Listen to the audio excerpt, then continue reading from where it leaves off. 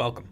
My name is Sean, and I'm here today to talk to you about the Prior Learning Assessment for Grandparent members. Today, we'll go over a bit about what this workshop is, what PLAR is, and how to register for PLAR. As most of you are aware, the Grandparent class of the college will expire on April 1st, 2018. Now, we have about 2,000 members who have to go through PLAR still. So to help us facilitate all of these members, we have set some additional deadlines that you must be aware of. The first is July 1st, 2017, which is the deadline to complete the PLAR process. The second is November 1st, 2017, which is the deadline to submit your transfer application to the college to transfer to the general class. As you are aware, when Grandparent members were first registered with the college, their application was based on their previous experience in the profession. The Prior Learning Assessment is based on their previous education in the profession. This education can be through formal study or through practical experience. Their education will be assessed using the entry-level occupational competencies for the practice of traditional Chinese medicine in Canada. We will now look at how members can register for the PLAR process, either through the case study assessment or through the academic document review. The PLAR process is run by a third-party exam administrator called Professional Testing. To register for PLAR, you will need to visit their website at www.professionaltesting.ca. Many of you will have already visited this website to register for the safety and jurisprudence tests. However, this time, you will click on the button that says Prior Learning Assessment to continue to the PLAR section of the website. Before you begin with the PLAR process, Professional Testing has provided you with some important materials on the SignIn page, which can be found on the right-hand side of the screen. The link on the top right will take you to the Guide to Complete PLAR. This guide was created by the college to provide members with all of the requirements and processes involved with PLAR. The links on the bottom right of the screen are video instructions created by Professional Testing. These are videos that will go through each step of the PLAR process in detail and can be viewed as you are navigating the website. The college suggests you review all of these materials before you begin so that you know which route through PLAR is right for you. Once you're ready to begin, the first step is to create your password. To do this, you will enter your member number and the last name in the spaces provided and click Continue.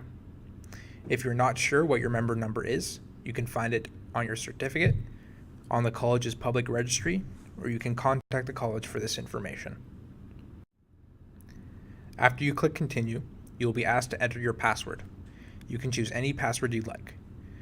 You will have to enter the password a second time to confirm the password, and then click Create Password. Once you've completed this step, you will use the password to log into the PLAR process from then on. Before you continue, the college asks that you confirm some information before proceeding.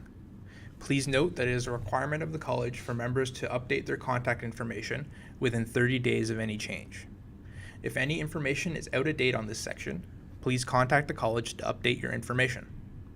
Please note that members who hold an RTCMP designation also have the RAC designation. However, only the RTCMP designation will appear on this section. If you're a member who holds a RTCMP designation, it is not a mistake if this section only shows RTCMP. This screen will again provide members with the two routes through PLAR.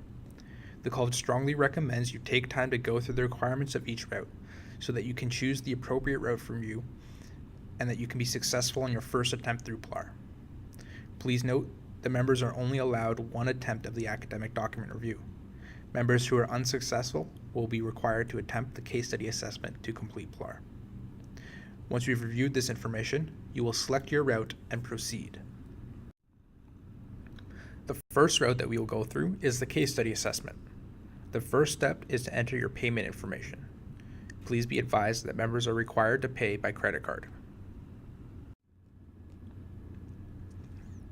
Members will be required to enter their information into the spaces provided. Please be sure to complete each field. Next, you'll be asked to select the date for your case study. Available dates will be highlighted in green. Members should note that they are able to select dates up until the July 1st, 2017 deadline. Even if you are not ready to write the case study assessment now, you are still able to register for your assessment now. Please be sure to plan ahead and register for your date as soon as you know when you would like to attempt the case study. The college has many Grandparented members who still need to complete the PLAR process, and available dates will begin to fill up quickly. Planning ahead will ensure that you have space reserved for you and that you don't miss out. Once you select a date, you will have the opportunity to change your date if you discover that you cannot make it in the future. Professional testing will once again ask you to confirm your date and time before proceeding. Once you've clicked Confirm Payment and Send Application, you will be registered for the case study assessment on the date that you have selected. If you would like to change your date, please contact professional testing by mail or email. The college would like to remind members that the case study assessment is to be completed on a computer at Professional Testing Center. If you would like to handwrite the assessment, please contact professional testing before your assessment date. For members with a written language plan, you may also contact professional testing for language accommodation. We will now move on to the academic document review. To complete the academic document review process, you will need some information on hand before you begin. You will need information about your TCM education program, including your proof of graduation and academic transcripts. You'll need information about the TCM courses, including a detailed course curriculum. And you will need information on the entry-level occupational competencies, which can be found on the college's website. The first step in the academic document review process is to add information about your education in traditional Chinese medicine. To do this, you will click the Add button. You will then fill in the program period, the name of the program, institution name and address, and you'll upload your education documents. Members should be aware that the college does not have a requirement about how long it's been since the education was complete, or at which education the education was completed. However, to be eligible for the academic document review, members are required to upload their education documents. The college will require you to upload a scanned, notarized copy of your proof of graduation, a transcript of marks, and a detailed course curriculum. If you do not have these documents, please contact your school to get them before completing the PLAR process. Please note that all documents must be notarized. You can have your documents notarized by a lawyer, a notary public, or a commissioner of oaths. The notary does not have to be done in Ontario. If you've completed multiple TCM education programs, the college encourages you to provide all of them for the academic document review. To add additional TCM programs, click the Add button and enter the required information. Once you have entered your TCM education information, you will be asked to add information about the TCM courses you took as part of your education. The college will require members to add at least 750 hours of education for acupuncturists and at least 1,000 hours of education for traditional Chinese medicine practitioners. To begin adding your course information, click the Add button.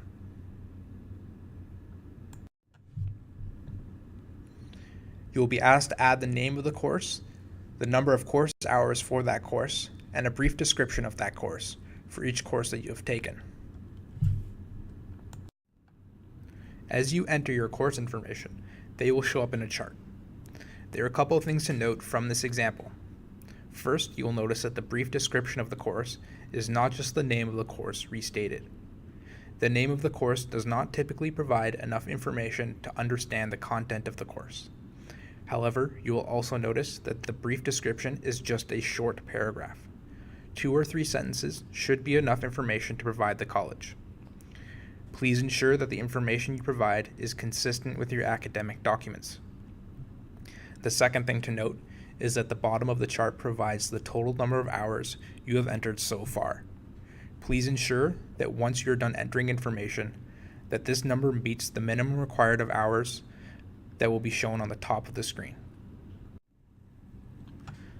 Once you've entered all of your course information into the chart, the next step of the academic document review will ask you to match your courses to the entry-level occupational competencies.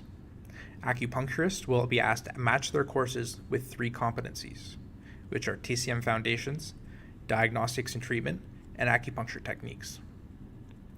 Traditional Chinese medicine practitioners will be asked to match their courses to 4 competencies, which are TCM Foundations, Diagnostics and Treatment, Acupuncture Techniques, and Herbal Dispensary Management.